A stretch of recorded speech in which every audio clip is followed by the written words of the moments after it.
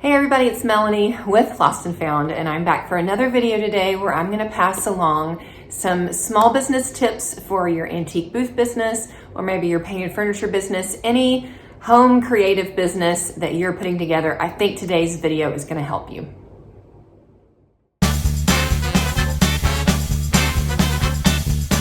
All right, so one of the things that I talk about a lot with the small business coaching that I do, and most of that is with people that have antique booths, but I do some coaching with some furniture painting. And anyway, one of the things we talk about a lot is that there's kind of two ways that you can run this business, and two ways that you may see people running it. And it's you can run it as a business or you can run it as a hobby. And really those aren't the same. Those are going to look different. You're going to get different results if you run your antique booth like a hobby versus if you run it like a business. And what I've learned over the 9 years of being in this business and having a booth space and then having my own actual brick and mortar store for 2 years is that there's a lot of people who maybe think they have a business and think they're running a booth like a business, but really they're still running it like a hobby. And I'm not saying that to be mean. That was me when I first started. I didn't know how to run a business. I had no idea. I just knew that I could find cool old stuff, and I loved shopping at this one antique mall. And I thought, man, I feel like I can sell some stuff. I feel like I can find some neat things and I can sell some stuff. And so when I first started, that's what I thought I just needed to do. I just needed to sell stuff. And as long as I was selling stuff, then that meant I was doing a great job at having my own business. And it took me a little bit of time to figure out this really, really important point. And this is going to be kind of the whole point of this video. And you're going to get tired of hearing me say this phrase over and over again. But here's what I figured out. That just because I was selling stuff, that didn't mean that I was necessarily really building a business. That was this aha moment that I had. And when my mindset shifted and I started thinking about what I was doing and how I was structuring things, and am I actually building a business or am I just worried about selling stuff? That's when my business really started to change.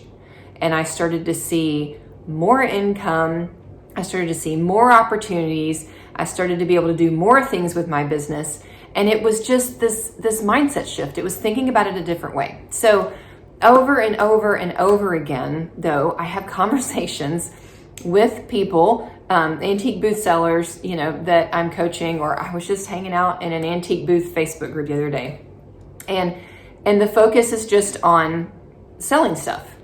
Well, I just need to sell stuff, or I'm selling stuff and so everything's great, or tell me what sells. That's what I need to know to make my business successful. It's just selling stuff, selling stuff, selling stuff. And that being the only barometer of if you're having a successful business or not. And I just want to tell you guys today, it's super, super important that you know that even if you're selling a ton of stuff, your business over here still, that doesn't necessarily mean your business is successful. That doesn't necessarily mean that you're actually building a long-term business. Okay, so yes, you have to sell stuff, obviously, to have a business. If you're not, then you definitely don't. But just because you're doing this doesn't automatically mean that you're doing this. Doing this, building a long-term successful business involves so much more than just if you're selling stuff. Okay, and that's what I want to really kind of dive in and talk a little bit more about today, because I really think when that light bulb moment came on for me, it made a big difference. And when I've seen that light bulb moment come on for other people and their small creative businesses, it's made a big difference. So let's dive into this a little bit more. Okay, so I was hanging out in this Facebook group the other day that's all about antique booths. And but the people that just go into Facebook groups and they just use it as an opportunity to air their grievances against the world. Well, that's what was going on here.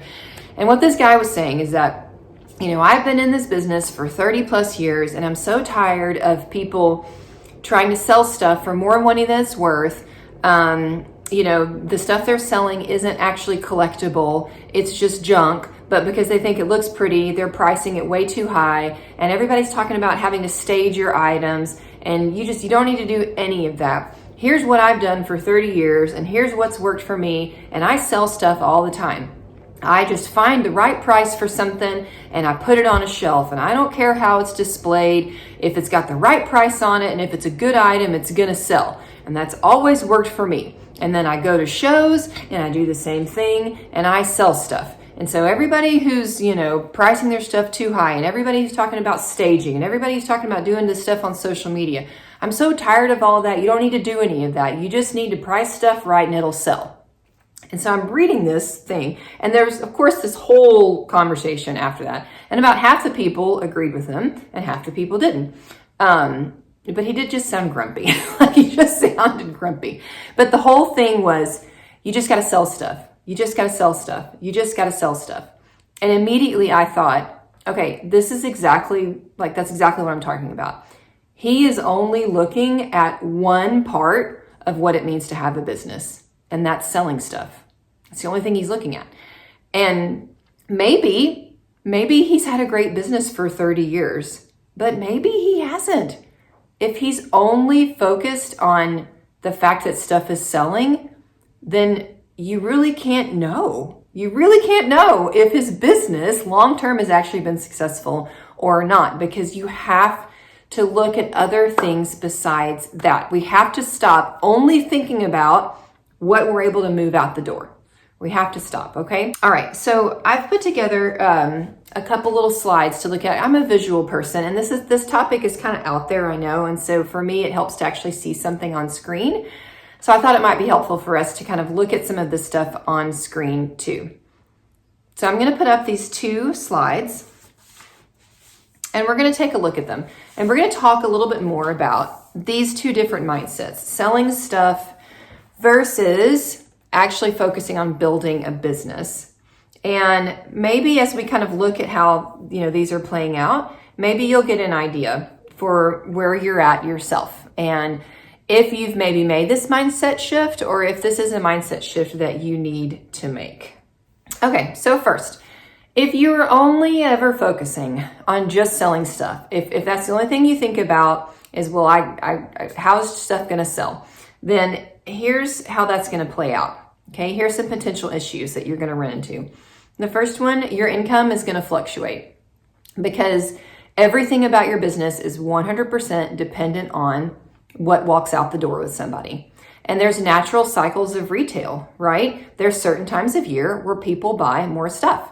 And there's certain times of year where people buy less stuff.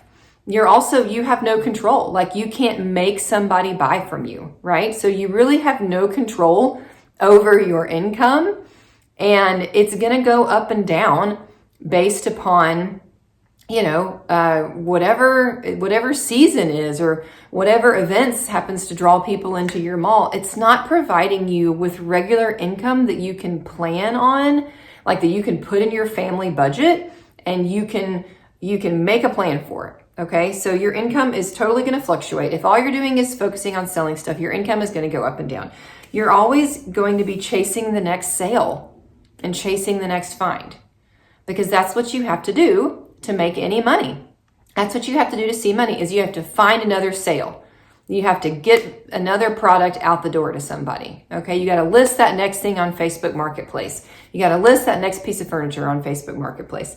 And then you're always chasing the next find, because then you got to find the next thing to sell, right? And so really a business like this is kind of frantic, because you're just running around. Like, if it's 100% about selling stuff, then you have to be constantly feeding the beast, right? You got to be constantly getting stuff out the door and constantly finding new stuff. And sometimes you just don't. Sometimes you don't find something. All right. The third one, you guys, this is really, really important. You're having a hard time understanding what your actual profit is. And so let's go back to the grumpy guy in the Facebook group. When I said we don't really know how successful his business has been, he's telling us he's been selling stuff for 30 years, but we don't really know how successful his business has been. That's because if the only thing you ever look at is what you're selling, you have no idea your true profit margin. And so your sales is only like one number out of three numbers that determines the success of your business. You need three numbers and you need to compute those together to actually determine if your business is doing well. Just your sales is not enough. It's just not enough, okay? Here's a perfect example. So I ran my own brick and mortar studio for 2 years, and the sales at my brick and mortar studio, like what the inventory that I was moving, my sales numbers were great. They were really, really good. They were on par with what I sold in my 2 booth spaces, and they were growing to even more than that. I was really happy with my sales. When I talked to other store owners in the area where I was, like, I felt like I was doing really, really well. Sales-wise, my numbers looked great. But when I looked at what it was costing me, like the cost of all of my product to sell, and then my expenses, what was it costing me to run the store? Okay, when I factored those 2 numbers in, the cost of the goods that I was selling and the expenses that went in to run the store, so the rent and my, I had 2 employees and I had to pay, for bags, shopping bags and wrapping paper and my internet, all that kind of stuff. When I put those 3 numbers together, you know what I discovered? Those sales that looked so amazing were actually barely putting any money in my pocket every month. Even though my sales looked great, they were the best sales that I've ever had in my business, it still wasn't enough to actually put more than $100 to $200 of profit in my pocket every month. So I was literally working to make, as a salary, $100 to $200 a month. Okay, now if I'd only ever been looking at my sales and just focusing on, well, I'm selling stuff, so things must be great, I would never have known that. But when I looked at my sales and the cost of what I was selling and my expenses, and I put all of that together, I was able to see, hey, this business, it's just not working here. I'm working way too hard to be putting way too little money in my pocket. And so I closed my brick and mortar studio, and it was the total right move to do, okay? So grumpy Facebook guy, what have his expenses been over the past 30 years? What is he paying for all those items that he has sold? What are the costs of those goods? What does he pay to go to those shows? What are his gas expenses? Does he camp out? Does he pay for hotel rooms? Like, he may be selling a ton of stuff, but what has been his actual profit over 30 years? Well, we don't know because he's just looking at selling stuff. Okay. Does that make sense? I hope you guys are getting that. All right. Another problem, if you're only focused on selling stuff, is that you're not developing a repeat customer base. Because, in your mind, like every sale is a one-off thing. Well, I've just got to sell this thing, and I've just got to sell this next thing, and I've just got to sell this next thing. And you're missing out on customers actually being able to make an association with you as a business and come back to you, okay? So here's something that I hear a lot from people. Melanie, why do I need an antique booth when I can sell stuff on Facebook Marketplace, whether that's vintage stuff that you're finding or painted furniture? Why do I need, I'm selling stuff on Facebook Marketplace, why do I need an antique booth? Okay, again, well, you may be selling stuff, but you're sitting it on your front porch in a random Walmart sack. That's what I do when I sell stuff on Facebook. And someone walks up and buys it, and they have no idea that you run a business. Random Susie Q that bought this from you, they're not likely going to be a repeat customer of yours because they don't even know that you run a business. As far as they're concerned, they just bought something from you on Facebook. They have no connection to you as a business. And so when they take that really cool thing home and their next door neighbor says, where did you find that? They're going to say, oh, I bought it on Facebook Marketplace. They're not going to say, hey, there's this business called Lost and Found here in Northwest Arkansas that sells amazing stuff, because they don't know that. They just bought it off your front porch, right? So you sold something, but did you develop a repeat customer? Did you actually build a business? No, you didn't, okay? So again, just because you're selling something doesn't mean that you've done all the steps that you need to take to actually build a business. And the last thing, if you're only focusing on selling stuff, then you're missing opportunities to expand your business. Again, if your business has no brand, it might not have any brand. It may have no connection to a customer base. And then that's what it takes to get other opportunities, to generate other revenue streams, is, building a broader base of an existence of a legitimate business. All right. Okay. So next, let's take a look at building a business. Like if you actually shift your mindset to, okay, I'm not just going to sell stuff. I'm actually going to try and take, really intentional steps to build a business. What is that going to look like? How is that going to play out for you? Okay, so if you're going to focus on not just selling stuff, but actually building a business, the first thing that is where it's going to help you, where you're going to see it play out, is that you're going to have a much better chance of having actual regular steady income that you can plan on, because you're paying attention to the overall numbers of your business, right? And so you're looking at your business as a whole year, and January through December, what all did I sell? What were all of my expenses? What was my average income over the course of 12 months? You're able to put that into some sort of regular planned income that you can actually start paying yourself a regular paycheck. And that's what a business does. A business pays a regular paycheck. They don't just get random money every now and then. They get a regular paycheck. And once you have a regular paycheck, even if it's a small one, it's a place to start. That's a business, and that's a place to start, and you can grow from that. And honestly, when I got to the place where I actually figured out, based upon the history of the product I was moving and the other revenue that my business was generating, when I got to the point where I actually started paying myself a regular paycheck and it went into my family's budget, my business started growing exponentially from that point on, because I was motivated and I got to see every single month the difference that the stuff that I was doing was making in my business. It changed my mindset. It literally changed my mindset. And as a result, I started making a lot more money. Okay. So it's a second thing, instead of chasing the sales, sometimes the sales come to you. You can stop chasing the sales. So, sometimes they're just going to come find you, because you're going to have a business that people know about, and they're going to know what you do, and they're going to know who you are, and they're going to know how they can come find you, and they're going to know what type of stuff you sell. And so sometimes you may have someone looking for something, and they're going to contact you looking for what you have to sell. So instead of you're constantly out chasing the next thing that you've got to get out there, sometimes people are going to come to you.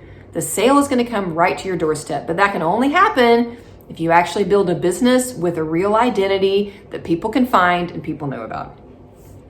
Number 3, so really knowing your numbers and how successful or not you are. So that's really the exact opposite of the number 3 from the last slide, which is, like I said, you can't just look at what you're selling. You actually have to look at all of those numbers, the cost of the goods that you're selling and your expenses. And I'm going to bet you, if you've never looked at those things, you might be surprised to actually see you may not be making the money that you think you're making. Okay, let's look at it this way. Let's say that you sell $1,000 in your antique booth. Okay, on average, you're only pricing your items double for what you paid for them. So that means you're getting a 50% profit on your items. Okay. So out of that $1,000, on average, $500 of that was the cost. On average, that's all that stuff that you sold. That's about what you had to pay for it. You had to buy $500 of stuff to sell that $1,000 of stuff. Does that make sense? All right. And then let's say your mall takes 10% too. So that'd be 10% off the $1,000. That's another $100. So minus another $100, we're down to only $400 left. And then let's say you have a $200 rent. So you subtract that. So that $1,000 sales has now dropped to actual just $200 of profit. And then let's say you had to go buy new tags and business cards, and just for an even number, let's put that at $50. You had $50 more of materials. Well, now of that $1,000 that you sold, actually only $150 of it is profit that you can put in your pocket this month. Okay? But if you're not looking at those numbers, you're never going to know that. And you may go, wow, $1,000, man, that's an awesome month. I had a great month. But is it really that good of a month when you look at all of those other numbers? Okay? And here's the thing, that may sound like sad and depressing, like, oh crud, maybe, when you first do this, you may be a little bit sad when you see maybe you're not making the money that you think you make, but that is crucial information for you to know. Because once you know that information, I guarantee you're going to turn up the dial in your business and you're going to start doing a lot better. You're going to price your items better. You're going to cut your expenses down. You're going to be starting to do better marketing because you're going to see, holy cow, I want to put more than $150 in my pocket every month. I need to make some tweaks because that $1,000 isn't giving me what I thought it was going to give me. So I'm going to make some tweaks. It's going to help you grow your business. I promise you. And you're going to be able to get a real gauge on, is this working or is it not working? If you're actually building a business and looking at all of those numbers, okay? All right, again, your loyal customers who come back to you, right? Back to the Facebook Marketplace example. Or even, painted furniture. You paint some cool piece of furniture, you sell it to somebody. Even if you're selling it to somebody on Facebook Marketplace, here's what I want you to do. When they come to your house, I want you to have it in a beautiful area of your house. I want you to have it still staged nicely when they pick it up. I don't want it shoved in a corner of your garage because that just breaks the mystery, like they're coming to pick up this beautiful furniture and it's shoved in the corner of your garage. Like, have it in a beautiful place, still have it staged well. Give them your business card. Give them a sheet of information that is about how to take care of that piece of furniture. Invite them to follow you on Facebook. Give them an email address. Ask them if they have any other projects you can work on. Like, make a connection with that person when they're at your house, so that when they leave your house with that piece of furniture, they're going to leave with a piece of furniture and a connection to your business. Because you know what's going to happen? That person's going to need another piece of furniture, or they're going to have a friend or a sister who does. And then they're going to call you because they had such a wonderful experience with you. And they're a fan of your business and they're a loyal customer and they're going to come back and they're going to bring you more business. Can't you see how that's a better option than just selling the piece of furniture? Like, you don't make any more money in that instance, right? You make the exact same amount of money, but you build your business in the process. You build a customer who can find you and who's connected to you and who knows what you do and knows what you have to offer. And that's not going to make you any more money right then, but it will make you more money later. All right, lastly, when you focus not just on selling stuff, but building a business, you will find the ability to add other revenue streams into what you're doing. That was the game changer for me, you guys. That really was it. Was when I was able to do more with Lost and Found than just sell stuff from my booth. And some of you may not want to do anything else, and that's completely okay if you don't. But if you do, there's so much more that you can do with your creative business, whether it's furniture painting or an antique booth or whatever. There's so much more you can do. And some of it has nothing to do with selling stuff. Or it's selling very different type of things, right? Maybe you could do some design work for someone. Maybe you could do custom projects for someone. Maybe you could take people on tours of local flea markets, people who want to go to a flea market but have never been and they feel kind of nervous about it. Maybe that's something you could do. Maybe you could provide a service for people. But you have to be thinking about it like a business. You have to be thinking about not just, sold stuff in my booth today, everything's great. Think about, where else can I take this? Where else can I generate, some revenue to come in? And it's really when you start seeing those multiple revenue streams that you see a big difference in your business. Okay, so I know that's really kind of heady stuff. It's kind of up here. I hope it gave you something to think about, though. And everybody's at a different place, right? You may be just doing this for fun and just running a booth or selling furniture just for some vacation money. And if that's where you are, that's totally fine. Please don't hear me say that that's wrong. There's nothing wrong with that. But That's not where I was when I started 9 years ago. I actually wanted like a job. I wanted income. I wanted to be able to like pay into my family budget every month. And I looked around me and I just saw people selling stuff and just talking about selling stuff. And I just felt like that wasn't the whole of the story, that there was something else that I was missing. And this is a big part of it, is this mindset shift. So if that's you and you're wanting to actually build like a business that you can bless your family with every month, where you can pay into your family budget every month, where you can have income that you can plan on every month, this is a mindset shift that you need to make. Everything that you do, I want you to ask the question, am I just selling something, or is there a way that in the midst of selling this, I can also build my business? I can build my customer base. I can build my brand. I can build my presence in the community.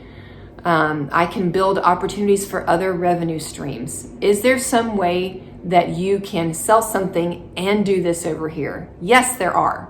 And you need to be asking yourself those questions. And you need to know your numbers so you can really evaluate really where you are and how successful you are. Okay? So thoughts, leave them in the comment section. I'd love to know what you think. I'd love to hear your thoughts. I hope that this was super, super helpful for at least one person out there watching today. And as always, if you enjoyed the video, then please give it a like. Please subscribe to our channel. I'm going to be posting more antique booth, small business tips, along with thrift hauls, painted furniture tips. We've got a lot planned and a lot coming. So please join us as a subscriber here in our community. And thanks so much for watching today. I'll see you guys again soon.